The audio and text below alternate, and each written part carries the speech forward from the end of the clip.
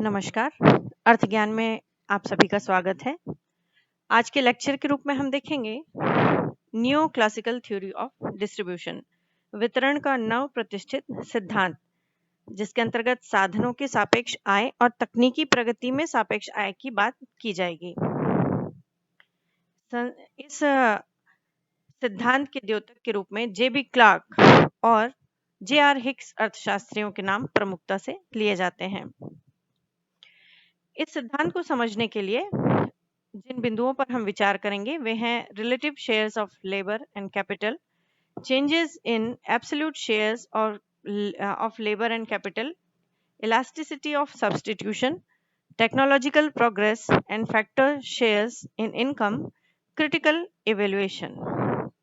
अर्थात सापेक्ष अंश श्रम और पूंजी का, निरपेक्ष भाग श्रम और पूंजी का, प्रतिस्थापन की लोच, तकनीकी प्रगति और साधनों के आय में अंश, और साथ ही अंत में हम देखेंगे मूल्यांकन। सबसे पहले हम देखते हैं श्रम एवं पूंजी के सापेक्ष भाग के बारे में। In the neoclassical marginal productivity theory, all factors are regarded as substitutes of each other, though to varying degree. With the given and fixed supplies of factors, the marginal products of the various factors are known from the production function. The relative share of labor in the national income is its absolute share divided by the total national product. Absolute share of labor will be delta Q upon delta A into L. Relative share of labor in national product is equal to delta Q upon delta L into L upon Q। अर्थात जब हम वितरण का नव प्रतिष्ठित सिद्धांत कहते हैं तो इसके अंतर्गत व्यष्टिपरक मानक सिद्धांत से इसे व्युत्पन्न हुआ माना जाता है। इसमें साधनों की सीमांत उत्पादकता के आधार पर साधनों के पुरस्कार की व्याख्या की जाती है। इसके अनुसार सीमांत नियम को सभी साधनों पर उन्हें परिवर्तनशील साधन मानते हुए प्रयुक्त किया जाता है और इसलिए सीमांत उत्पादन के बराबर भी पुरस्कार निर्धारित किए जाते हैं। इस प्रकार श्रमिक सीमांत उत्पादन के बराबर वास्तविक मजदूरी प्राप्त करता है, पूंजी अपने सीमांत उत्पादन के बराबर ब्याज दर प्राप्त करती है और वैसे ही भूमि अपने सीमांत उत्पादन के बराबर लगान प्राप्त करती है। एक साधन का कुल निरपेक्ष भाग उसके सीमांत उत्पादन अर्थात उसके वास्तविक पारितोषिक तथा प्रयुक्त साधन की मात्रा के गुणनफल के समान के रूप में होता है। जैसे कि हमने सूत्र में देखा है, निरपेक्ष रूप से अगर श्रम की बात करें तो कुल उत्पादन में श्रम के जो भागीदारी है उसमें हम कुल श्रम की मात्रा का गुणा करके उसके भाग को निर्धारित कर सकते हैं। उसी प्रकार रिलेटिव सापेक्ष अंश की बात करें तो कुल राष्ट्रीय आय में जितने श्रम है उसकी कितनी परिवर्तित हुई मात्रा है और उसे हम गुणा करेंगे कुल श्रम और कुल उत्पादन से, तब हमें रिलेटिव शेयर ऑफ लेबर के बारे में जानकारी मिल पाएगी। उसी प्रकार हम देखें, जिस प्रकार हमने श्रम के भाग के सापेक्ष भाग की गणना की है, वैसे ही likewise relative share of capital which we denote by K can be ascertained. Let K stand for the amount of capital used. Therefore, K is equal to delta Q upon delta K into K upon Q is equal to delta Q upon Q into delta K upon K. Relative share of capital in national income K is equal to the elasticity of output with regard to capital. जैसे हमने श्रम के सापेक्ष भाग की गणना की, उसी तरह पूंजी में भी सापेक्ष उसके कुल उत्पादन में कितनी पूंजी प्रयुक्त हुई है, कितनी परिवर्तित पूंजी लगी है, कितना उसका अंश सीमांत अंश लगा है और उसके कुल उत्पादन में कितना अंश है, उसकी गणना के आधार पर हम सापेक्ष अंश कुल उत्पादन में पूंजी के सापेक्ष अंश की गणना कर सकते हैं और साथ में इलास्टिसिटी के आधार पर भी उसके सापेक्ष भाग को निकाल सकते हैं। हम देखते हैं निरपेक्ष पूंजी एवं श्रम के निरपेक्ष भागों में क्या परिवर्तन होते हैं। इसके लिए इस रेखा चित्र को हम ध्यान से देखें। ऊपर से नीचे जो गिरती हुई रेखा है जो लाल रंग से दिखाई गई है वो है एमपी मार्जिनल प्रोडक्टिविटी की रेखा। एक्स एक्सिस में हमारी क्वांटिटी है, लेबर की क्वांटिटी है, और अगर हम वाई एक्सिस को देखें तो वो है मजदूरी की दर। जितने मात्रा में हम श्रम की मात्रा का उपयोग कर रहे हैं और उनकी जो सीमांत उत्पादकता है उसके आधार पर उनकी मजदूरी है, इन दोनों की गणना के आधार पर ये निष्कर्ष निकल पाता है कि अगर मजदूरी की दर ज्यादा है, हम कम श्रमिक की मात्रा यूज करते हैं, मजदूरी निरंतर कम होने से ज्यादा श्रमिक काम पर आते हैं, वैसे ही निरंतर ये चलती रहती है परिस्थितियां। और ये जो इनका सीमांत उत्पादन के आधार पर ही इनकी मजदूरी की दर तय होती है, पर यह इस बात पर भी निर्भर करता है कि सीमांत उत्पादन वक्र की लोच एक से अधिक है, एक है या एक के बराबर है। इस प्रकार यदि सीमांत उत्पादन वक्र की लोच एक से अधिक है तो श्रम की मात्रा में वृद्धि होने से राष्ट्रीय आय में श्रम का भाग पूंजी की अपेक्षा बढ़ेगा, और यदि यह लोच एक से कम है तो श्रम का भाग कम होगा, और यदि यह लोच एक के बराबर है तो पूंजी की मात्रा को स्थिर रखते हुए श्रम की मात्रा की वृद्धि करने पर श्रम का भाग पूर्ववत ही रहेगा। अगर हम निरपेक्ष अंश के बारे में बात करें, श्रम के निरपेक्ष अंश के बारे में बात करें, तो हम ये निर्णय ले पाते हैं कि उनके सीमांत उत्पादन के आधार पर उनके निरपेक्ष अंश का निर्धारण किया जाता है। नवप्रतिष्ठित सिद्धांत में सामान्यतः उत्पादन के दो साधन श्रम तथा पूंजी पर ही विचार किया गया है, जबकि भूमि और पूंजी को सम्मिलित मान लिया गया है। उद्यमियों पर बिल्कुल भी विचार नहीं किया गया है जो कि लाभ कमाते हैं।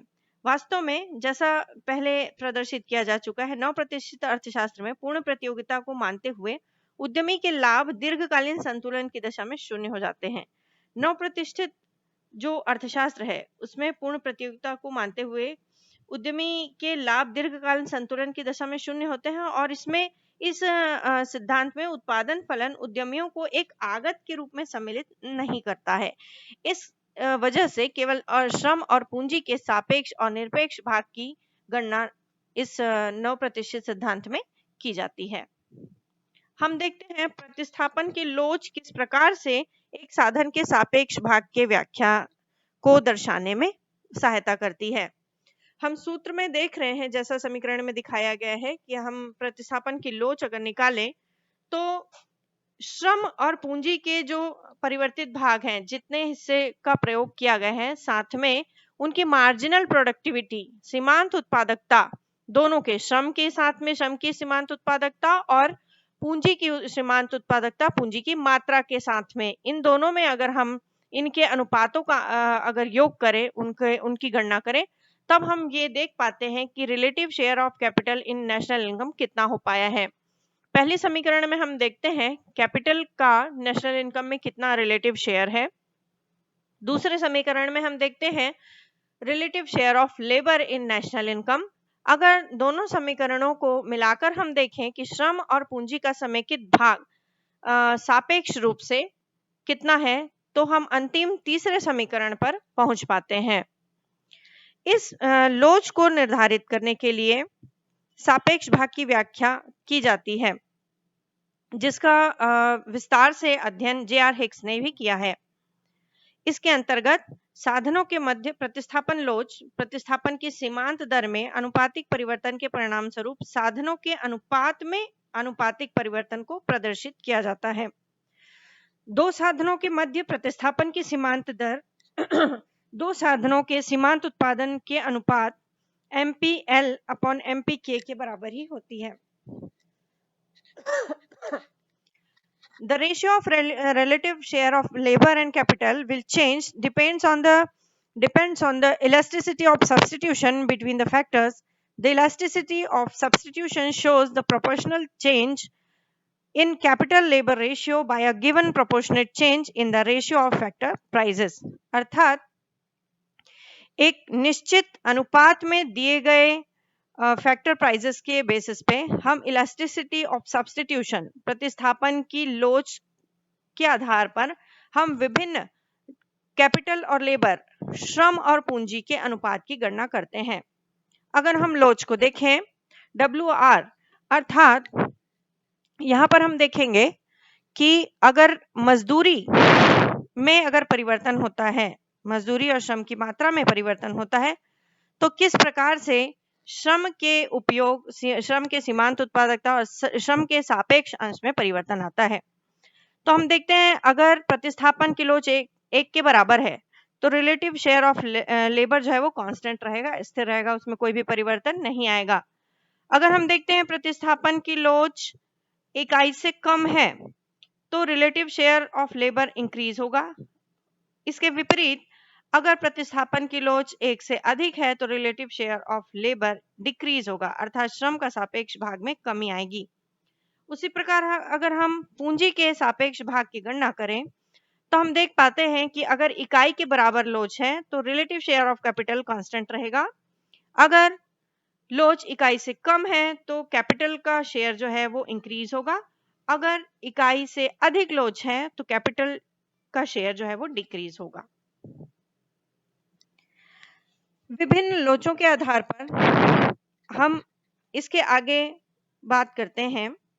रॉबर्टसन की एक परिभाषा है जिसके आधार पर हम लोचों को समझ सकते हैं कि श्रम गैर श्रम के लिए जितना ही अधिक परिस्थापनीय होगा, अर्थात श्रम की बढ़ी हुई पूर्तियां जितनी अधिक सरलता से उत्पादन प्रक्रिया में प्रयोग हो सकती हैं, तो श्रम के सापेक्ष भाग में वृद्धि की उतनी ही अधिक संभावना होगी। यह सरलता जितनी अधिक होगी, श्रम की पूर्ति में वृद्धि होने पर श्रम की सीमांत उत्पादकता भी उतनी ही कम घटेगी। अर्थात हम देख सकते हैं कि क्या प्रतिस्थापन लोच 1 से अधिक, 1 से कम या 1 से बराबर है। यह विभिन्न सामाजिक आर्थिक तत्वों पर भी निर्भर करता है जो विभिन्न समुदायों के सापेक्ष वितरणात्मक भागों को निर्धारित करने में अत्यंत महत्वपूर्ण भूमिका निभाते हैं। विभिन्न अनुभव आश्रित अध्ययन से ये प्रकट हुआ है कि अर्थव्यवस्था में देखा गया है, उदाहरण स्वरूप कि अमेरिकी अर्थव्यवस्था में युद्धोत्तर काल में राष्ट्रीय आय में श्रम का सापेक्ष बढ़ा है तथा मजदूरी भी बढ़ी है और उसी प्रकार श्रम और पूंजी का अनुपात भी घटा है। तो अंत में हम निष्कर्ष रूप में ये कह सकते हैं कि लोच के आधार पर ही श्रम और पूंजी के भाग सापेक्ष भाग जो है वो निर्धारित होते हैं।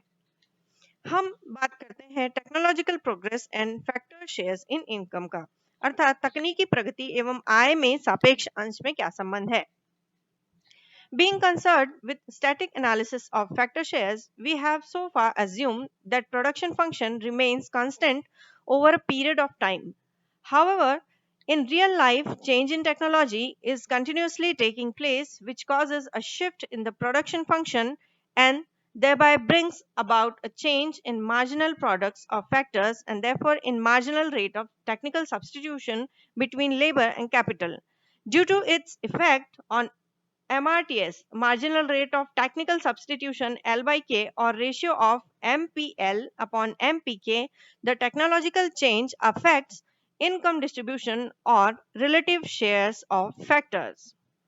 अर्थात हम देखें कि साधन अंशों के स्थैतिक विश्लेषण से संबंधित होने के कारण हमने अभी तक यह माना कि एक समय अवधि के बाद या एक समय अवधि के अंतर्गत उत्पादन फलन जो है वो स्थिर बने होते हैं, किंतु वास्तविक जीवन में तकनीक में परिवर्तन निरंतर होते रहते हैं जो उत्पादन फलन में परिवर्तन का कार्य करते हैं। उसके द्वारा साधनों के सीमांत उत्पादन, इसलिए श्रम तथा पूंजी के बीच तकनीकी प्रतिस्थापन की सीमांत दर में भी परिवर्तन होता है। उसी के कारण यह साधनों के आय वितरण या सापेक्ष अंशों को प्रभावित करते हैं। Technological changes has been classified by J.R. Hicks into 3 categories: capital using, neutral and labor using technological change. J.R. Hicks के द्वारा तकनीकी प्रगति को 3 भागों में वर्गीकृत किया गया है। पहला है कैपिटल यूजिंग, अर्थात श्रम का उपयोग करने वाली तकनीक। दूसरी है न्यूट्रल, अर्थात जो तटस्थ तकनीक है जिसके अंतर्गत कैपिटल और लेबर, श्रम और पूंजी दोनों का उपयोग किया जाता है। तीसरी और अंतिम कैटेगरी के रूप में उन्होंने लिया है लेबर यूजिंग टेक्नोलॉजिकल चेंज, अर्थात श्रम का उपयोग करने वाली तकनीकी। एक एक करके हम सभी प्रकार को देखते हैं। सबसे पहले हम देखते हैं न्यूट्रल टेक्नोलॉजिकल चेंज और न्यूट्रल टेक्नोलॉजिकल प्रोग्रेस।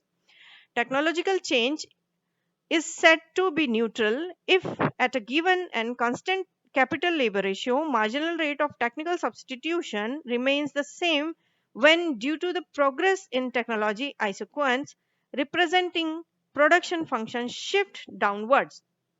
अगर एक दी हुई तकनीकी है जिसके अंतर्गत सीमांत उत्पादकता श्रम की और सीमांत उत्पादकता पूंजी की दी हुई मात्रा में है, उसके अंतर्गत हम देखते हैं कि जो प्रोडक्शन फंक्शन है वो शिफ्ट होता है डाउनवर्ड की ओर से, जैसा कि चित्र में प्रदर्शित हो रहा है।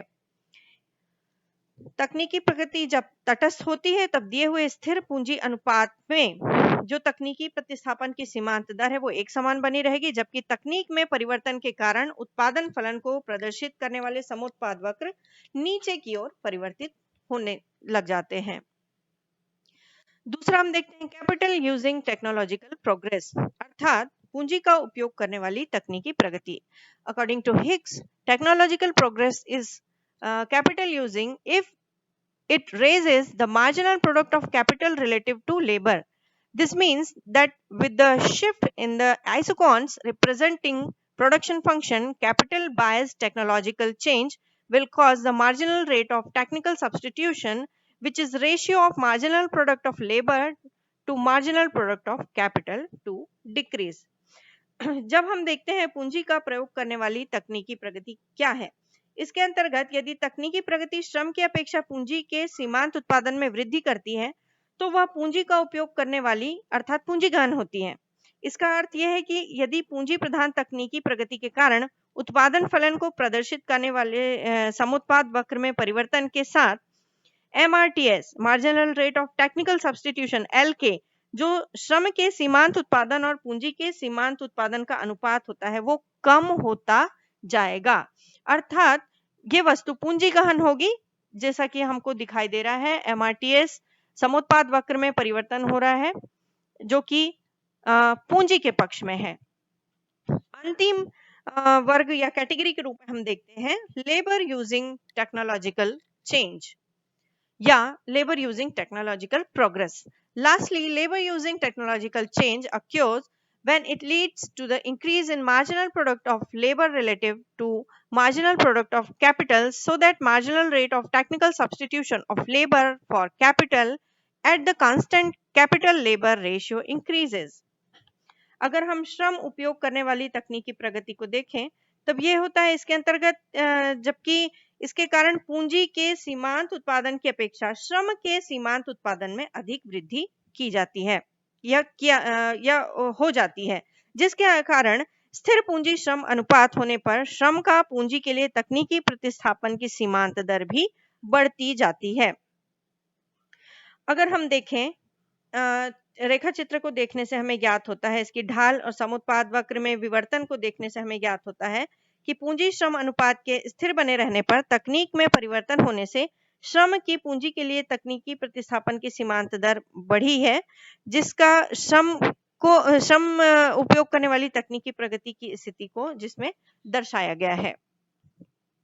अंत में हम देखते हैं नव प्रतिष्ठित सिद्धांत के संबंध में कुछ उसके आलोचनात्मक मूल्यांकन। Kaldor has criticized the neoclassical theory on the basis of it is difficult to measure capital, which is required under neoclassical theory to find out marginal productivity of labor and capital. The measurement of capital and hence the marginal rate of substitution between capital and labor can be obtained only if rate of profit is known beforehand. Even if the difficulty of measurement of capital is considered, it remains true that the nature of production function and the elasticity of substitution remain very important factors which determine income distribution in a society. अगर हम मूल्यांकन के रूप में देखें तो हम देख पाते हैं कॉल्डोर ने क्रिटिसाइज करते हुए कहा है, श्रम तथा पूंजी के मध्य प्रतिस्थापन लोच वाले उत्पादन फलन के स्वभाव पर बल देकर नव प्रतिष्ठित सिद्धांत निश्चित रूप से सबसे महत्वपूर्ण तत्व को स्पष्ट करता है जो कि समाज के वितरणात्मक भागों को तो निर्धारित करता है, परंतु श्रम तथा पूंजी की सीमांत उत्पादकता ज्ञात करने के लिए इस सिद्धांत के अंतर्गत आवश्यक पूंजी की माप करना अत्यंत ही कठिन कार्य है। इसके अंतर्गत कॉल्डोर यह भी कहते हैं कि पूंजी तथा इसलिए पूंजी और श्रम के मध्य जो प्रतिस्थापन की सीमांत दर है उसकी माप या उसे तय करना भी बहुत ही कठिन कार्य है और ये तभी ज्ञात की जा सकती है जबकि हमको लाभ पहले से ही ज्ञात हो। विभिन्न आलोचनाओं के बाद भी हम ये कह सकते हैं कि यदि पूंजी के माप की कठिनाई को स्वीकार भी किया जाए तो यह सत्य है कि उत्पादन फलन का स्वभाव तथा प्रतिस्थापन की लोच बहुत महत्वपूर्ण तत्व है जो समाज में आय के वितरण को निर्धारित करते हैं। इस दृष्टि से इस सिद्धांत का अपने स्थान पर अपना ही महत्व है। अपने आप को सुरक्षित रखें।